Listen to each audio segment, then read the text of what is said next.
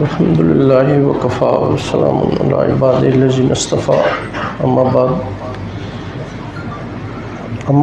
فاعوذ باللہ من الشیطان الرجیم بسم اللہ الرحمن الرحیم محمد الرسول اللہ والذین معه اشداء علی الکفار رحماء بینہم تراہم رکعا سجدا تراہم رکعا سجدا یبتغون فضلا من اللہ ورضوانا سیماہم فی وجوہہم من اثر السجود ذالک مثلہم فی التوراۃ ومثلہم فی الانجیل صدق اللہ العظیم. اما بعد ان اللہ وملائکتہ یصلون علی النبی یا ایھا الذین آمنوا صلو علیہ وسلم تسلیما.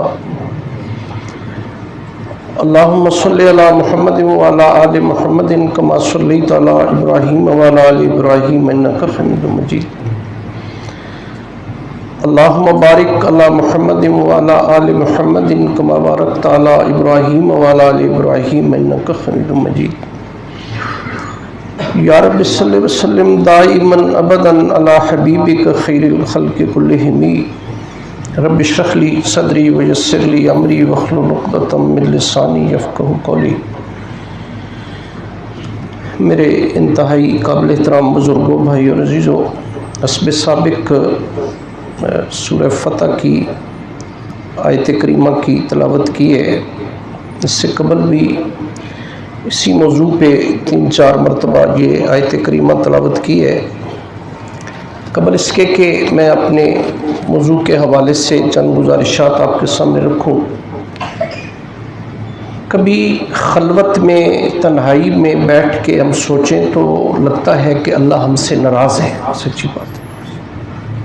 جو ملک کے حالات ہیں ہر اعتبار سے، سیاسی اعتبار سے، اخلاقی اعتبار سے، معاشی اعتبار سے، معاشرتی اعتبار سے، ہر اعتبار سے کبھی آپ دیکھ لیں، یقین کریں کہ ہمارا ملک اس وقت بڑی کرائسس سے گزر رہا ہے. ٹی وی دیکھ لیں، اخبارات دیکھ لیں، پتہ چلتا ہے کہ یار ایسے ایسے علاقے کہ جہاں پہ تصور بھی نہیں کیا جا سکتا بھی یہاں بھی سیلاب آ سکتا ہے. آج میں دیکھ رہا تھا، کسی نے وہ مجھے بھیجی تھی، ناران میں، کاغان، ناران، اوپر بابو سٹ آپ چلے جائیں، تصور بھی نہیں، ہزاروں فٹ کی بلندی ہے، لیکن وہاں بھی سیلاب کبھی آپ دیکھیں تو اتنے بڑے بڑے پتھر جو ہیں وہ پانی ایسے لے جا رہے ہیں ابھی جیسے تنکے ہوتے ہیں.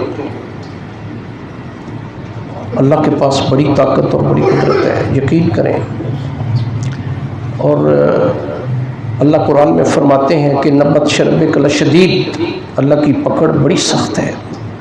ایک شاعر نے کہا ہے کہ نہ جا اس کے تحمل پر کہ بے ڈھب ہے گرفت اس کی، ڈر اس کی دیر گیری سے کہ سخت ہے انتقام اس کا. جب وہ پھر انتقام لینے پہ آتا ہے، سچی بات ہے کہ پھر پتہ نہیں چلتا. قوم عاد، قوم سمود، قوم لوط، قوم مدین، قوم شعیب، قرآن میں کبھی یہ قصص اللہ نے ہماری معاذ عز نفس اور تفنن طبع کے لیے بیان نہیں کیے، بلکہ ہمارے لیے بہت سارا عبرت کا سامان ان کے اندر موجود ہے کہ یہ قومیں یہ برائیاں تھیں، اللہ پاک نے حرف غلط کی طرح مٹا کے رکھ دیا تمام قوموں.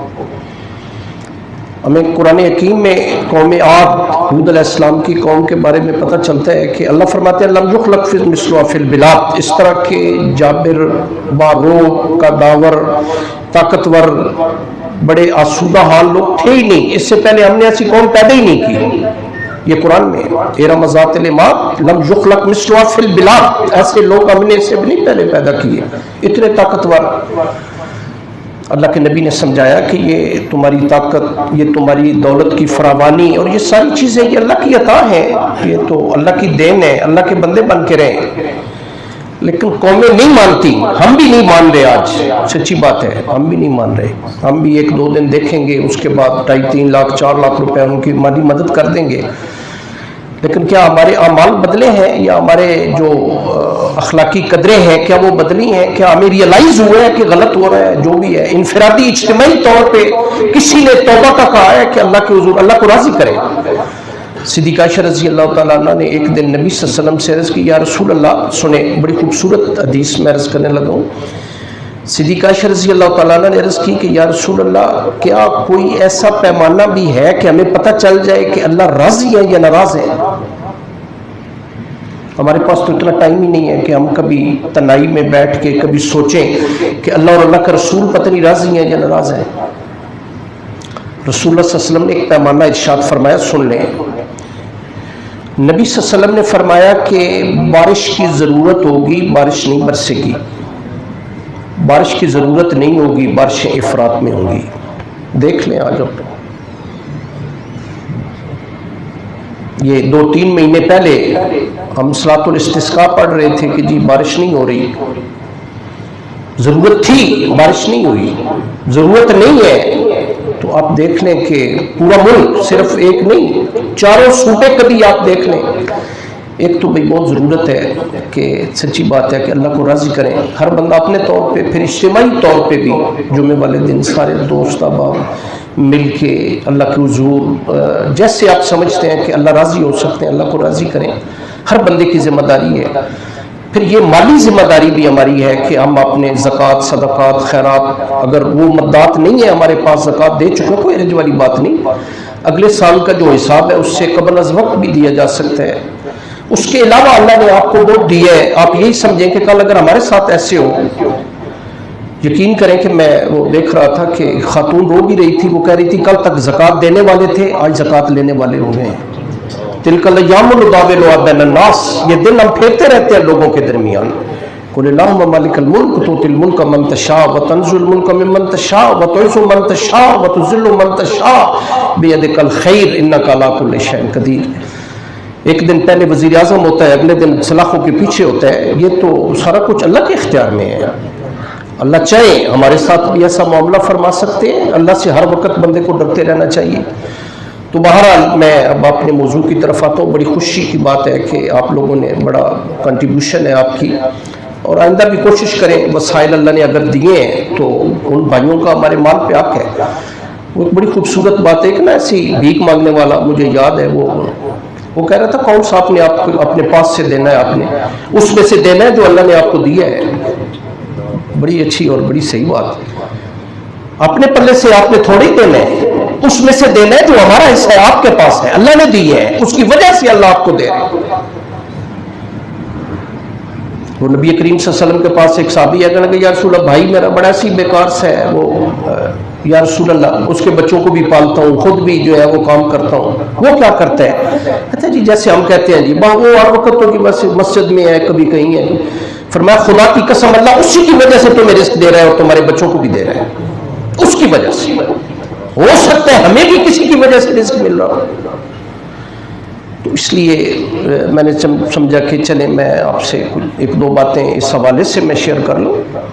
یہ بڑا ضروری ہے کہ ایک تو اللہ سے استغفار کریں، معافی مانگیں۔ سچی بات ہے ہمارے اعمال اس قابل نہیں ہے کہ ہم اللہ کے حضور پیش ہو سکیں، اور ایک دن ہم نے ہونا ہے، کل آتی ہے یوم القیامت فردا، ہم نے اکیلے اکیلے جانا ہے، پھر اللہ پاک ہم سے پوچھیں گے اور ہمیں اللہ کی عدالت میں جواب دینا پڑے گا۔ سچی بات یہ ہے، وہ ہمارے بھائی ہیں، محتاج ہیں، ضرورت مند ہیں، اور کبھی آپ دیکھیں تو واقعی جس سے اللہ نے دل دیا ہے وہ نہیں دیکھ سکتا کہ کل میرے ساتھ بھی ایسے ہو سکتا۔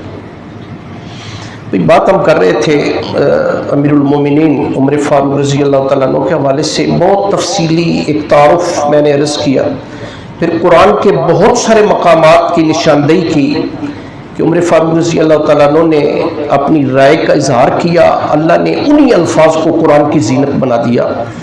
ہمارے مفسرین نے، اصولیین نے، مورخین نے، مفسرین نے کوئی 22 یا کم و بیش اس سے بھی زیادہ مقامات کی نشاندہی کی ہے۔ بہت سارے مقامات میں نے آپ کے سامنے عرض کیے، بہت ساری احادیث پچھلے درس میں نے جو نبی کریم صلی اللہ علیہ وسلم کی احادیث تھیں حضرت عمر فاروق رضی اللہ تعالیٰ عنہ کے بارے میں، ان کی شان اور ان کے فضائل کے بارے میں، آج میں تاریخ کے معتبر حوالے جو ہیں ان سے میں حضرت عمر فاروق کی سیرت بیان کرتا ہوں، اور انشاءاللہ آج ہم بات اس پہ جو ہے وہ مکمل کریں گے۔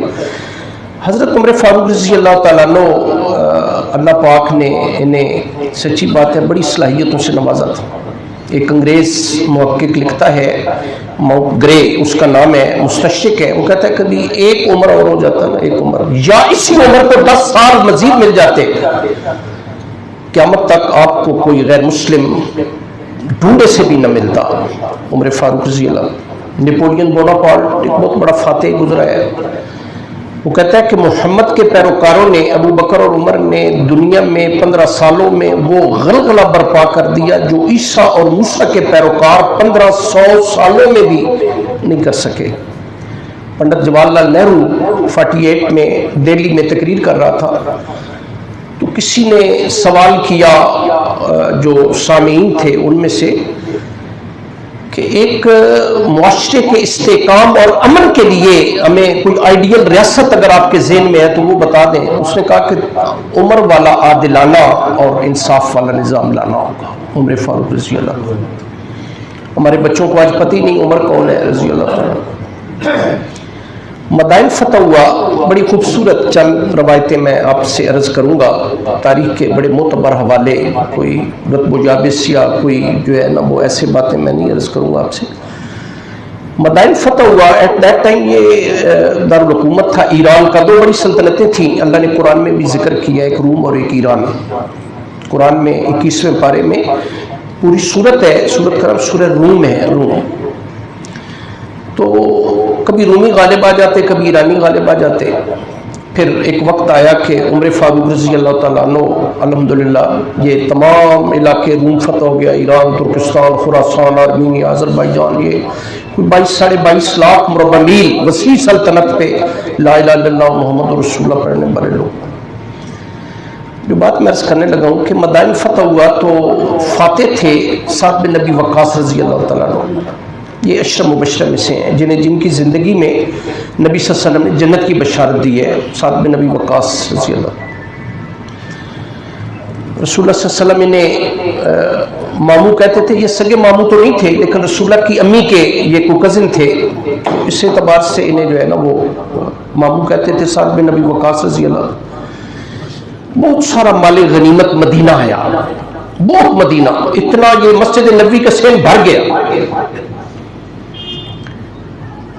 ایک خط لکھا سعد بن نبی وقاص نے امیر المومنین عمر فاروق رضی اللہ تعالیٰ عنہ کو کہ یا امیر المومنین، اتنا یہ مال غنیمت جو ہے یہ باعث تعجب اور باعث مسرت اور باعث حیرت نہیں، جتنی یہ بات باعث حیرت ہے کہ یہ آپ کے عام سپاہیوں نے اکٹھا کی ہے، اور خدا کی قسم کسی سپاہی نے ایک سوئی تک اپنے پاس نہیں رکھی، یعنی اتنا مال غنیمت آیا ہے۔ بلکہ میں ضمناً بات سے بات نکلتی، میں ایک اور بات عرض کر دیتا ہوں، جب یہ سامان اکٹھا ہو رہا تھا تو ایک بندہ سپاہی جو ہے نا وہ ایک لسٹ بنا رہا تھا کہ یہ لسٹ مدینہ جائے گی، امیر المومنین دیکھیں گے کہ فلاں فلاں میرا جو سپاہی ہے وہ کون سا جو وہ مال ہے مال غنیمت کے طور پہ وہ لے آئے۔ ایک سپاہی، عام سا سپاہی، وہ جو کسرا ایران تھا نا یزگرد، اس کا وہ تاج جو زر و جواہرات سے جڑا ہوا تھا وہ لے کے آیا، اور بڑے شان بے نیازی کے ساتھ مال غنیمت تھا اس پہ ایسے پھینک دیا۔ سپاہی نے روکا، لسٹ بنا رہا تھا، اس نے کہا بھی نہیں رکیں، یہ لسٹ مدینہ جائے گی، امیر المومنین اسے دیکھیں گے، جیسے ہوتا ہے نا اپریسیشن لیٹر کسی کو دینا، ہو سکتا ہے اتنا مال آپ لے آئے ہیں، ایک آپ جو تاج یہ کروڑوں روپے اربوں روپے کا ہے، تو آپ اپنا نام جو ہے نا وہ ذرا بتا دیں تاکہ یہ لسٹ مدینہ جائے گی، امیر المومنین دیکھیں گے۔ بات سنیں، وہ سپاہی آسمان کی طرف نظر اٹھا کے کہنے لگا کہ جس کے لیے میں نے یہ کام کیا ہے وہ میرا نام جانتا ہے، مجھے کسی اور نام لکھوانے کی ضرورت نہیں۔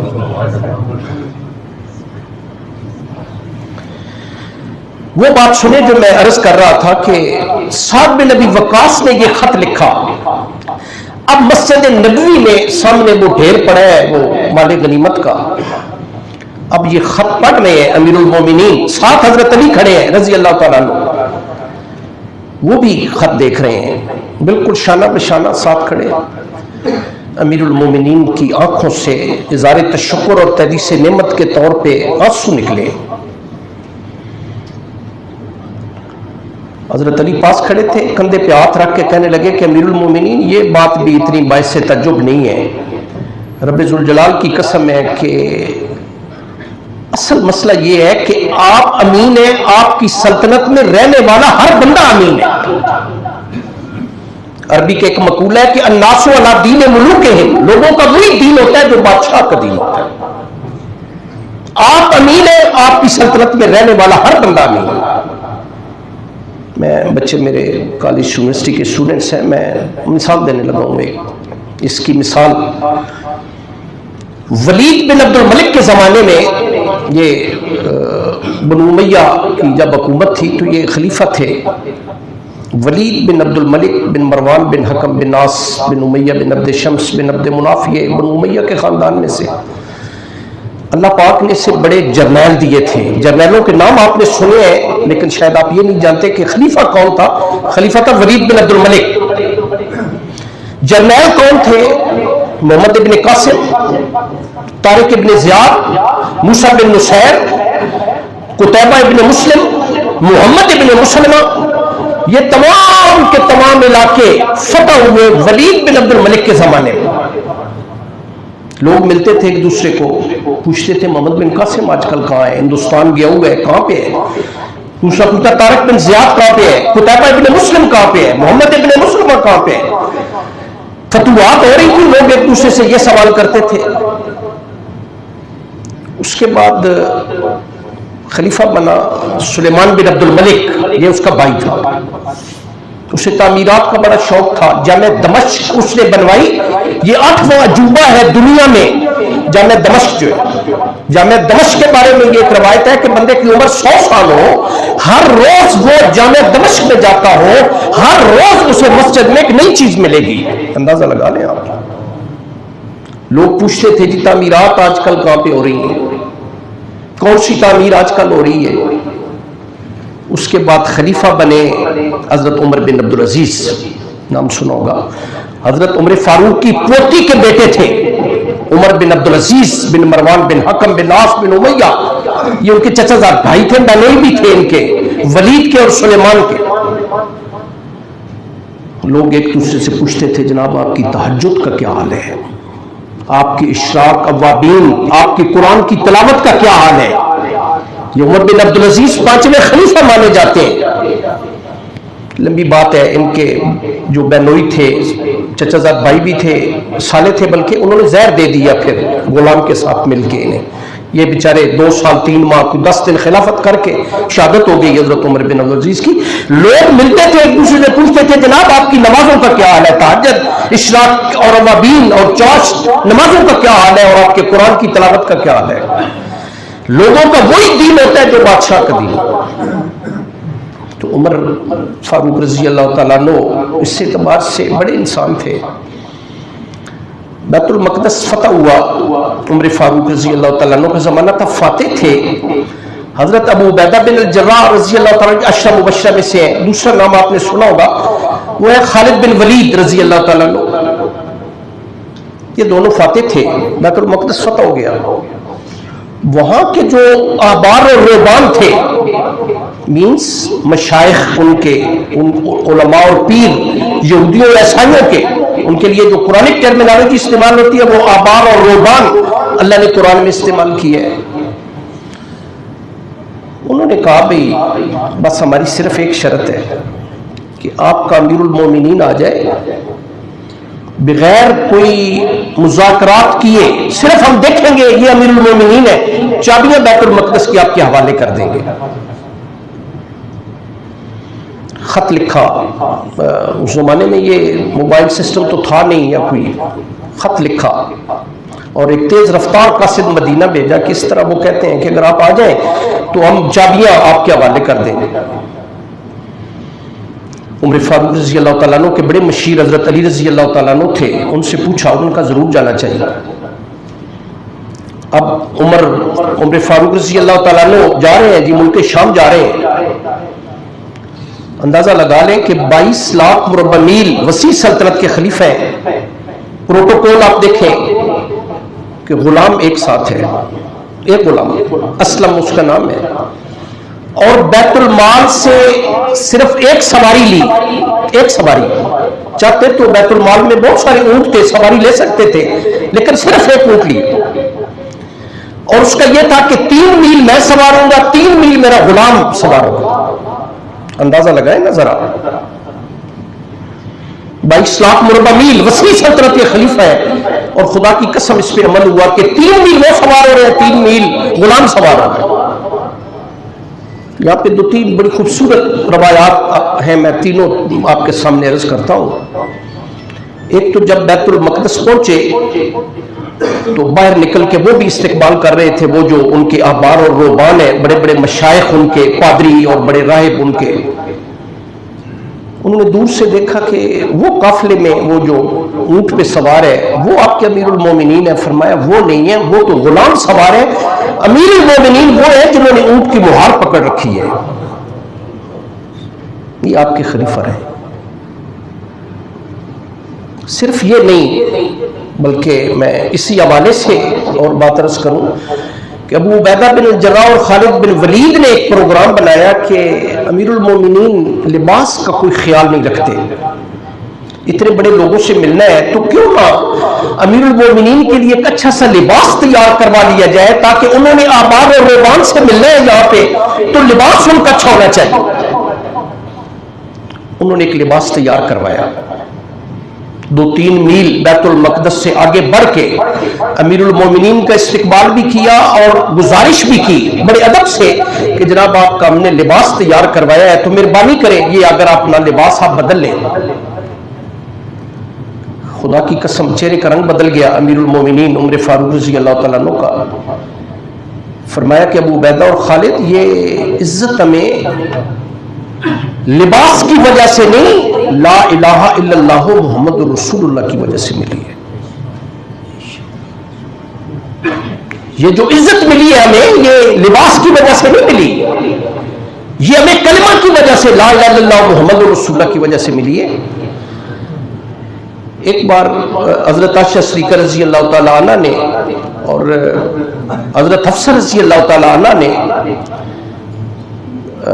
حضرت امیر المومنین عمر فاروق رضی اللہ تعالیٰ عنہ سے یہ عرض کی کہ آپ تھوڑی سی کبھی اپنی معاشرت، طرز معاشرت بدل لیں، آپ لباس کا خیال نہیں رکھتے۔ باہر سے ڈیلیگیشنز آتے ہیں، یعنی روم اور ایران کے وفود آتے ہیں، تو آپ لباس کا خیال، آپ یقین کریں پھٹا ہوا ماما، پھٹے ہوئے جوتے، تو یہ امہات المومنین کہہ رہی ہیں حضرت عمر فاروق رضی اللہ تعالیٰ عنہ سے کہ آپ اپنا ذرا لباس جو ہے اسے ذرا تھوڑا سا بہتر کر لیں۔ عمر فاروق رضی اللہ تعالیٰ عنہ ناراض ہو گئے، کہنے لگے کہ رسول اللہ کی ازواج ہو کے امہات المومنین ہو کے مجھے سبق دے رہی ہو، تمہیں رسول اللہ کے گھر کی معاشرت یاد نہیں ہے کہ ایک دن کھانا ہوتا تھا تو 20-20 25-25 دن مہینہ تمہارے گھر میں کبھی چولہا نہیں جلا تھا، تم مجھے طرز معاشرت بتا رہی ہے۔ حضرت علی رضی اللہ تعالیٰ عنہ روایت کرتے ہیں کہ ایک دن ہم حضرت عمر فاروق رضی اللہ تعالیٰ عنہ بیت المال کے اونٹ جو ہیں ان کی فہرست تیار کر رہے ہیں۔ حضرت عمر فاروق رضی اللہ تعالیٰ عنہ بھی، حضرت عثمان بھی ہیں، اور حضرت علی کہتے ہیں میں بھی تھا۔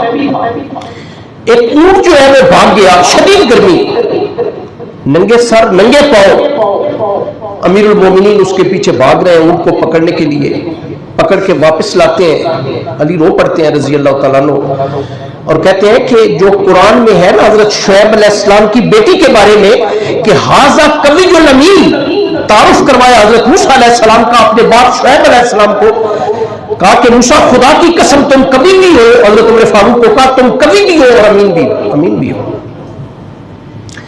ابھی میں نے ایک ذکر کیا خالد بن ولید کا، آپ جانتے ہیں رضی اللہ تعالیٰ عنہ، خالد بن ولید یہ ان کا ایک لقب ہے سیف اللہ۔ نبی کریم صلی اللہ علیہ وسلم نے یہ لقب دیا انہیں غزوہ موتا کے موقع پہ، 8 ہجری میں غزوہ موتا ہوا، جنگ موتا بھی کہتے ہیں، غزوہ موتا بھی کہتے ہیں، یہ ایک لمبی بات ہے، کبھی انشاءاللہ میں عرض کروں گا کہ غزوہ کیوں کہتے ہیں، حالانکہ نبی صلی اللہ علیہ وسلم تشریف نہیں لے گئے۔ غزوے کی تعریف یہ ہے جس میں نبی صلی اللہ علیہ وسلم خود تشریف لے گئے، لیکن آپ حیران ہوں گے سن کے، میں بس ایسے اشارہ کر دیتا ہوں، تفصیلی بات میں بات مرض کر رہا ہوں، آپ حیران ہوں گے کہ رسول اللہ مسجد نبوی میں بیٹھ کے اللہ نے میدان جہاد کا سارا منظر، جیسے لائیو پروگرام آپ دیکھ رہے ہوتے ہیں یہ نبی کریم صلی اللہ علیہ وسلم کے سامنے رکھ دیا مسجد نبی، نبی صلی اللہ علیہ وسلم اپنی آنکھوں سے دیکھ رہے ہیں۔ عبداللہ بن رواح شہید ہو گئے یہ پہلے، اس کے بعد زید بن حارثہ شہید ہو گئے، رسول اللہ نے بتا دیا صحابہ کو زید بن حارثہ شہید ہو گئے، میرا بیٹا شہید ہو گیا۔ اس کے بعد جعفر طیار، رسول اللہ نے فرمایا علم جعفر طیار کے ہاتھ میں، پھر آپ کا دایاں بازو کاٹ لیا گیا، رسول اللہ نے بتا دیا کہ دایاں بازو کاٹ دیا گیا، انہوں نے علم بائیں ہاتھ میں لے لیا، فرمایا بائیں بازو کاٹ دیا گیا، انہوں نے اپنی گردن کے ساتھ پکڑ لیا، جب گردن اتار دی گئی فرمایا کہ میرے چچا زاد بھائی جعفر طیار بھی شہید ہو گئے۔ یہ لائن پروگرام اللہ پاک نے اس لیے سے غزوہ کہتے ہیں، غزوہ موتا، سیف اللہ کا لقب دیا گیا۔ اچھا لوگوں کا عقیدہ بن گیا، یہ بات ذرا سننے والی ہے عقائد کے اعتبار سے، لوگوں کا عقیدہ بن گیا کہ جہاں پہ خالد بن ولید جاتے ہیں فتح ہو جاتی، یعنی لوگوں نے یہ ایک جو ہوتا ہے نا کانسیپٹ لوگوں کا بن جانا کہ جہاں پہ خالد جاتے ہیں سیف اللہ جاتے ہیں وہاں پہ فتح ہو جاتی ہے، حالانکہ فتح شکست تو خالصتاً اللہ کے اختیار میں ہے۔ کبھی آپ غزوہ بدر دیکھیں، الحمدللہ اللہ نے مسلمانوں کو فتح دی، فرشتے نازل کی اللہ پاک نے، 70 قیدی بنے، 70 جو ہے وہ کفار قتل ہو گئے۔ غزوہ احد میں شکست تو میں نہیں کہتا لیکن مسلمانوں کو بہت سارا جانی نقصان اٹھانا پڑا، 70 کے قریب یا 72 صحابہ شہید ہو گئے، بہت ہزیمت کا سامنا، اور کوئی صحابی ایسا نہیں تھا جو شدید مجروح نہ ہو یا زخمی نہ ہو۔ اور اللہ نے قرآن میں یہ بات فرمائی کہ تلک الایام نداولها بین الناس، یہ دن لوگوں کے درمیان پھیرتے رہتے ہیں، کبھی شکست ہو جاتی ہے کبھی فتح ہو جاتی ہے۔ لوگوں کا عقیدہ بن گیا کہ خالد بن ولید جہاں جاتے ہیں فتح ہو جاتی ہے، لوگوں کا اللہ کی طرف سے دھیان ذرا منتشر ہو گیا، ضرورت تھی کہ لوگوں کے عقائد ٹھیک کیے جائیں۔ فوری سبب یہ بنا کہ خالد بن ولید نے شام میں ایک شاعر کو جس نے ان کی شان میں کچھ قصیدہ لکھا تھا 10,000 درہم بطور انعام دے دیا۔ یہ پتہ چلا امیر المومنین عمر فاروق رضی اللہ تعالی مدینہ، وہ معذور کرنا بھی چاہتے تھے کہ لوگوں کا یہ عقیدہ ٹھیک ہو جائے کہ خالد کی وجہ سے یہ فتح نہیں ہوتی، یہ فتح تو اللہ کی طرف سے ہوتی ہے۔ آپ یقین کریں کہ قاصد بھیجا، اور ابو عبیدہ بن الجراح رضی اللہ دوسرے سپہ سالار تھے، ایک سپہ سالار یہ تھے لیکن سیکنڈ ان کمانڈ جو ہے وہ ابو عبیدہ بن الجراح تھے 2LC، اور کمانڈ ان کے پاس تھی خالد بن ولید کے پاس۔ بڑے مجمع میں خط پڑھا گیا امیر المومنین عمر فاروق رضی اللہ تعالیٰ، ابو عبیدہ بن الجراح کو مخاطب کر کے کہا کہ خالد نے اگر 10,000 درہم اپنے پاس سے دیے اسراف کیے ہے، فضول خرچی کی، اگر بیت المال سے یا مال غنیمت سے دیے ہے خیانت کی ہے، یہ اس قابل نہیں کہ سپہ سالار رکھا جائے، انہیں میں معذور کرتا ہوں۔ خدا کی قسم ان کے قاصد نے ان کا امامہ اتار دیا اور پگڑی ان کے گلے میں ڈال دی، اندازہ لگا لیں، یعنی سٹارز ان کے جو ہے شولڈرز اتار دیے۔ انہوں نے کہا جی امیر المومنین کا ہر حکم سارا آنکھوں پہ۔ خالد بن ولید رضی اللہ تعالیٰ عنہ، عمر فاروق رضی اللہ تعالیٰ عنہ طواف کر رہے ہیں کعبۃ اللہ کا، حجر اسود کے سامنے آئے۔ آپ جانتے ہیں حجر اسود سے جو ہم استلام کرتے ہیں حجر اسود کا، پھر طواف شروع کرتے ہیں۔ استلام کے کئی طریقے ہوتے ہیں، بہترین طریقہ یہ ہے بوسہ دیں، پھر دونوں ہاتھ ایسے جو ہے اسے لگائیں۔ تیسرا طریقہ یہ ہے کہ اگر خوشبو لگی ہے چھڑی کے ساتھ جو ہے، عمر فاروق رضی اللہ تعالیٰ عنہ حجر اسود کے سامنے آتے ہیں، چھڑی لگا کے اشارہ کر کے کہتے ہیں حجر اسود میں جانتا ہوں تو ایک پتھر ہے، رب ذوالجلال کی قسم ہے کہ میرا عقیدہ ہے کہ تو ذرہ برابر نہ کسی کو فائدہ پہنچا سکتا ہے نہ نقصان، سوائے اس کے جو میرا اللہ چاہے۔ بوسہ اس لیے دیتا ہوں کہ محمد رسول اللہ نے بوسہ دیا ہے، دیٹس آل۔ عقیدہ دیکھ لیں، آج ہم پتھر پہنتے ہیں جی یہ عقیق ہے جی، یہ فیروزہ ہے جی، یہ میرے جسم کے ساتھ جو ہے نا یہ میرے فلاں شیخ صاحب ہیں انہوں نے مجھے دی ہے اور یہ بہت فائدہ مند ہے میرے لیے۔ پتھروں میں کیا فائدہ ہے؟ فرمایا حجر اسود سے کون سا پتھر بہتر ہو سکتا ہے؟ آپ اندازہ لگا لیں، حجر اسود نبی کریم صلی اللہ علیہ وسلم سے بوسہ دیا، فرمایا میں حجر اسود جانتا ہوں تو ایک پتھر ہے، نہ فائدہ پہنچا سکتا ہے نہ نقصان، صرف بوسہ اس لیے دیتا ہوں کہ محمد رسول اللہ نے بوسہ دیا۔ قرآن میں ایک درخت کا ذکر ہے، یاد ہوگا میں نے عمر فاروق حضرت عثمان کے حوالے سے میں نے ایک بات عرض کی تھی، اسے بیت رضوان کہتے ہیں۔ हुदैबिया के मकाम पे एक बबोल का दरख्त था जिसके नीचे रसूलुल्लाह सल्लल्लाहु अलैहि वसल्लम ने हजरत उस्मान के लिए 1400 सहाबा से एक बैत ली थी। याद होगा मैंने अर्ज किया था, और अल्लाह ने उनके बारे में ये फरमाया था, लक़द रज़ियल्लाहु अनिल मुमिनीन युबायिऊनका तहत अश-शजरा। अल्लाह राजी हो गए इन लोगों से कि जो आपके हाथ पर बैत कर रहे हैं। रसूलुल्लाह सल्लल्लाहु अलैहि वसल्लम तो चले गए, दुनिया से तशरीफ ले गए। अबू बकर सिद्दीक आए, वो भी 2.25 साल रहे, चले गए। लोगों ने, जरा सुन ले, अकायद के हवाले से बात अर्ज करने लगा हूं, चूंकि इस दरख्त का जिक्र कुरान में है, हम बड़े ज़ईफ़ुल एतकाद लोग हैं। लोगों ने वहां पे जाके बैठने शुरू कर दिया बरकत के लिए। लोगों ने वहां पे मनते माननी शुरू कर दी, जैसे आज हम हैं ज़ईफ़ुल एतकाद। उमर फारूक रज़ी अल्लाह तआला अन्हु को पता चला मदीना तैयबा में कि लोगों ने वहां पे नजर न्याज और मनते शुरू कर दी हैं उस दरख्त के नीचे जिसका जिक्र अल्लाह पाक ने कुरान में किया है। खुदा की कसम उसी वक्त भेजा किसी कासिद को और फरमाया कि जाके उस दरख्त को काट दिया जाए, उसके टुकड़े टुकड़े कर दिए जाए, कि लोगों की नजरें अल्लाह से हट उस दरख्त की तरफ चली गई हैं। हालांकि उस दरख्त की शान अपनी है, इसमें कोई शक नहीं है कि जिसका जिक्र अल्लाह ने कुरान में किया है, जिसके नीचे बैठ के नबी करीम सल्लल्लाहु अलैहि वसल्लम ने बैत ली है। लेकिन जब देखा लोगों के अकायद पकड़ रहे हैं तो आपने फरमाया नहीं, ये चीज मैं बर्दाश्त नहीं कर सकता। मैं जल्दी खत्म करता हूं, सुने 1-2 खूबसूरत बातें तो बात मैं खत्म करता हूं।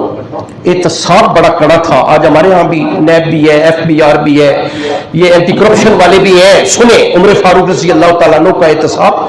वैसे तो किताबें भरी पड़ी हैं, 1-2 बातें सिर्फ मैं अर्ज करूंगा। उमर फारूक रज़ी अल्लाह तआला अन्हु जब गवर्नर बना के भेजते थे, उनसे कुछ अहद लेते थे गवर्नर से कि भाई आपने क्या करना है क्या नहीं करना। सुन ले, फरमाते थे कि आपने छिना हुआ आटा, ये चक्की का आटा होता है ना, घर हमारी खवातीन फिर उसे छानती है, छिना हुआ आटा आप नहीं खाएंगे गवर्नर। बारीक कपड़ा आप नहीं पहनेंगे। आप अरबी नस्ल और तुर्की नस्ल घोड़े पे सवार नहीं होंगे। आप अपना जो रिहाइश होगी उसके सामने दरबान नहीं रखेंगे, मुलाजिम नहीं रखेंगे। आप अपना काम आप खुद करेंगे। और फिर आपके एसेट्स क्या है, आपके पास दौलत क्या है, उसकी एक लिस्ट तैयार होती थी। मस्जिद नबवी में बैतुल माल के अमीन के पास वो लिस्ट के जनाब ये आपके एसेट्स है, आप जा रहे हैं, जब आप वापस आएंगे, एक तो दिन को जाएंगे, दिन को वापस आएंगे। मदीना तैयबा से बाहर निकल के आपका इस्तेमाल किया जाएगा और देखा जाएगा कि आप क्या लाए हैं वहां से, और उसके साथ टैली किया जाएगा जो लिस्ट यहां पे बैतुल माल के अमीन के पास होगी। गवर्नर बना के भेज रहे हैं। बात मुख्तसर करता हूं। बहरीन के गवर्नर बना के भेजा अबू हुरैरा रज़ी अल्लाह तआला अन्हु को। ये उम्मत के बड़े मुहद्दिस हैं, हर वक्त खलवत जलवत में जनाब मोहम्मद रसूलुल्लाह के साथी हैं, हर वक्त अफसाब सोफा में से हैं, नबी करीम सल्लल्लाहु अलैहि वसल्लम की खिदमत में रहते हैं। या अब्दुल्लाह बिन अमर बिन अल्लास या अबू हुरैरा रज़ी अल्लाह तआला, ये कसीरों रवायात सहाबा में से हैं। इन्हें गवर्नर बना के भेजा, ये नबी सल्लल्लाहु अलैहि वसल्लम के साथी हैं। कोई 2-2.5 साल का पीरियड गुजरा, वापस आए, 10,000 दीनार उनके एसेट्स से एक्सेसिव थे, ज्यादा थे। कहा ये क्या है, ये कहां से आए हैं ये 10,000 दीनार? उनका मैंने वहां पे घोड़ियां पाल रखी थी, असल में वो घोड़ियां बेच के तो ये मुझे 10,000 दीनार मिले। खुदा की कसम इतना कड़ा एहतसाब किया, सारे सहाबा के सामने रोने पे आ गया अबू हुरैरा रज़ी अल्लाह तआला अन्हु। 15 दिन की छुट्टी थी, 14वां दिन था, बुला भेजा और कहा कि आज आपकी आखिरी छुट्टी है, कल आपने रवाना होना है बहरीन के लिए। हाथ बांध के कहने लगे जनाब मैं गवर्नर बनने के काबिल नहीं हूं, किसी और को भेजें, मैं नहीं बन सकता। अंदाजा लगा ले आप, आज हमारे गवर्नर भी हैं, चीफ मिनिस्टर भी हैं, प्राइम मिनिस्टर भी हैं। ये गवर्नर है अमीरुल मोमिनीन उमर फारूक रज़ी अल्लाह तआला अन्हु का जमाना है। काजी अयाज बिन गनम ये मिस्र के गवर्नर है। किसी ने बताया जी कि बारीक कपड़ा पहनना शुरू कर दिया है और दरबान भी इन्होंने मुकर्रर कर लिया है। आपने इंस्पेक्टर उमूर आमा मोहम्मद बिन मुस्लिमा को भेजा कि जाओ जाके तहकीक के हाल करो, अगर बाकी बात ठीक हो उन्हें मदीना भेज दो। उन्होंने जाके देखा, वाकई कपड़ा बारीक पहना हुआ है, और फिर देखा तो दरबान भी रखा हुआ है। उन्होंने कहा जी आपको अमीरुल मोमिनीन बुला रहे हैं मदीना तैयबा। मदीना तैयबा आए और उन्होंने उनके लिए ऊन का चूहा तैयार कर रखा था। अमीरुल मोमिनीन ने स्पेशली उनके लिए तैयार करा था। ये बड़ा मोटा जोटा, आप समझ रहे हैं ना कि ये बाल जो होते हैं, बालों का चूहा ये तैयार कर रहा है। आए, उन्हें कहा कि जनाब ये डोल है, ये चूहा पहने, ये 300 माले गनीमत की बकरियां हैं, आप ले जाए और इन्हें जाके चराएं। आपका बाप भी यही काम करता था, गवर्नरी आपको रास नहीं आई। तो साहब जरा मुलाजा फरमाए, अमूमी तौर पे ये होता था कि हज का मौका होता, खुद तशरीफ ले जाते, गवर्नरों को कहते कि मक्का आ जाए, मक्का। वहीं पे लोग आते थे हज करने के लिए, उनसे पूछते थे गवर्नर के बारे में क्या राय है। अगर वो उन्हें शिकायत होती थी, शिकायत करते थे, जरा सुने। हिमस के गवर्नर थे सईद बिन आमिर, बड़े आबिद, बड़े जाहिद, बड़े नेक, लोगों को कोई शिकायत नहीं थी, लेकिन लोगों ने कहा जी कुछ अरसे से हमें शिकायत हो गई है, लिहाजा हमारा गवर्नर बदल दिया जाए। कहा जी बताएं कोई कौन सी शिकायत है, शिकायत सुने और जवाब सुने। बहुत जल्दी मैं खत्म करता हूं 2-4 मिनट्स में। कहा जी पहली शिकायत ये है कि ये दिन को जरा लेट आते हैं अपने जो गवर्नर हाउस में, या जो गवर्नर हाउस क्या था, एक कमरे का वो मकान था जिसमें ये लेट आते हैं। हम लोग इंतजार करते रहते हैं, सूरज चढ़ जाता है उसके बाद आते हैं। नंबर एक बंदा खड़ा हुआ, उसने कहा कि जनाब ये इतराज है, रात को बिल्कुल भी नहीं निकलते अपने घर से। तीसरा एतराज ये है कि महीने में एक दिन ऐसा होता है कि ये बिल्कुल भी नहीं आते। और चौथा एलिगेशन हमारा ये है कि बीमार है या पता नहीं क्या है, सकता तारी हो जाता है और बेहोश हो जाते हैं, बड़ी देर बाद होश में आते हैं। ये 4 बड़े एलिगेशंस थे। फिर मैं सईद बिन आमिर खड़े हो जाएं, जवाब दें। अब सारे लोग, सामीन, नाजरीन सारे देख रहे हैं, अब जवाब सुने। गवर्नर साहब कहते हैं जी देर से इसलिए आता हूं कि मेरे घर में कोई मुलाजम या मुलाजमा खादमा नहीं है। अल्लाह की कसम झाड़ू खुद देता हूं।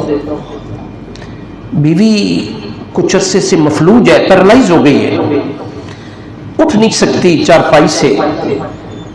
आटा गूंथता हूं, रोटी पकाता हूं, बीवी को भी खिलाता हूं, फिर बर्तन धोता हूं, फिर आता हूं। गवर्नर, हिमस के गवर्नर सईद बिन आमिर ये जवाब दे रहे हैं। नंबर 1। नंबर 2, इन्होंने कहा कि रात को नहीं आते। दिन लोगों के लिए, रात अल्लाह के लिए। खुदा की कसम सारी रात मुसल्ले पे होता हूं, ये मेरा अल्लाह जानता है। तीसरा जो इन्होंने एतराज किया है मुझ पे,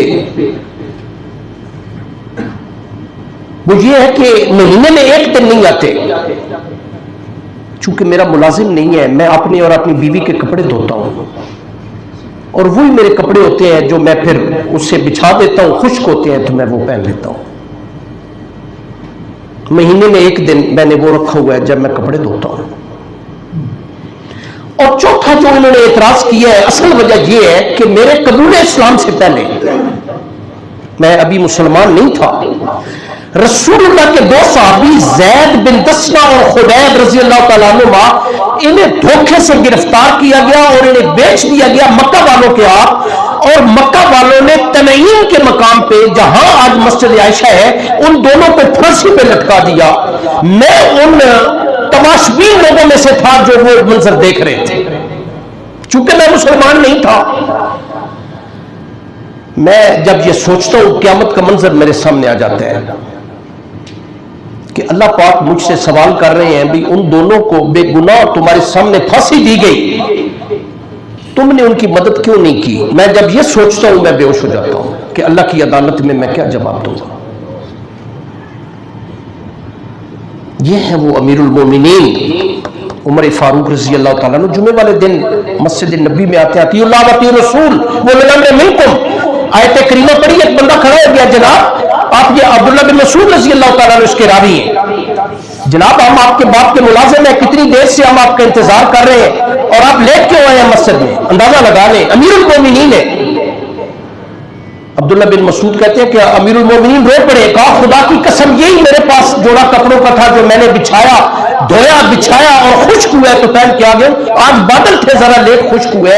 अब्दुल्ला बिन मसूद कहते हैं मैंने देखा 17 पैबंद लगे हुए थे उस कुर्ते पे, 17 पैबंद, और एक पैबंद उसमें चमड़े का भी था।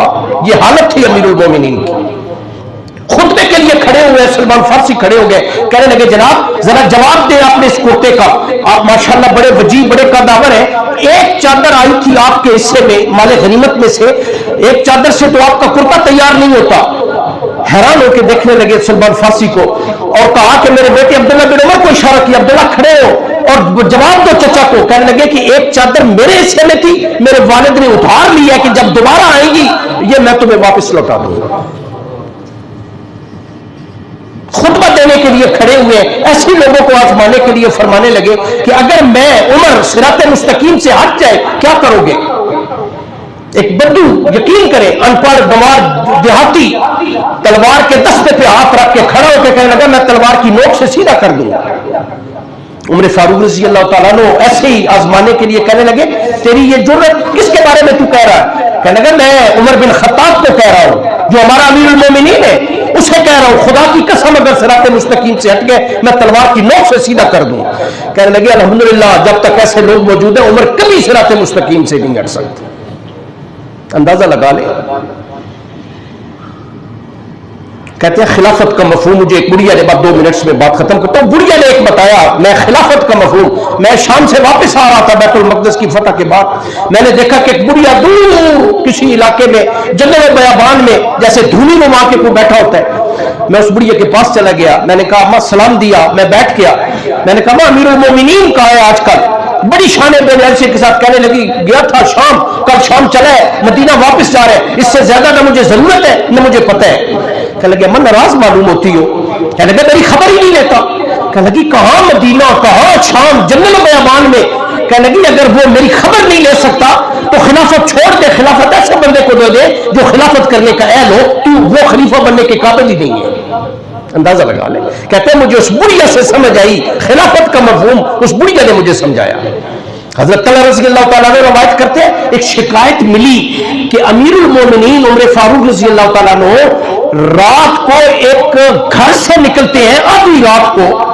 मैं बड़ा हैरान हुआ कि अमीरुल मोमिनीन आधी रात को एक घर से निकलते हैं। कहने लगे मैंने तहकीक हाल की, मैंने जासूसी की, मैंने क्या देखा कि वो एक ऐसी बुढ़िया का घर है जो अंधी है और जिसका आगे पीछे है ही कोई नहीं। खुदा की कसम मैंने देखा कि अपने हाथ से झाड़ू भी दे रहे हैं और उसके लिए पानी भर के रख रहे हैं उस बुढ़िया अंधी के लिए। ये कौन? हजरत उमर फारूक रज़ी अल्लाह तआला अन्हु। ये है खिलाफत। वो समझते थे सैयदुल कौम खादुम, कौम का सरदार असल में कौम का खादम। अब्दुर्रहमान बिन औफ रज़ी अल्लाह तआला अन्हु कहते हैं कि काफिला आया, पता चला काफिला आया, जानते ही नहीं थे काफिला का, काफिले आते रहते थे, मुझे साथ लिया, सारी रात उस काफिले का पहरा देते रहे, हम जानते ही नहीं थे ये कौन है और कौन नहीं है।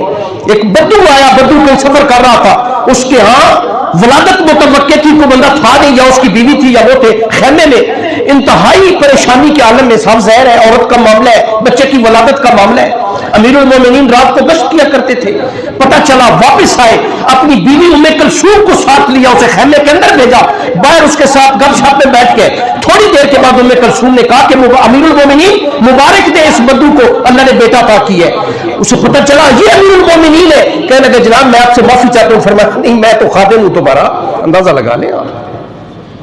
सुने अव्वलियात उमर काम क्या किया अमीरुल मोमिनीन ने। सबसे पहले बस 1 मिनट में सुन ले, मैं बात खत्म करता हूं।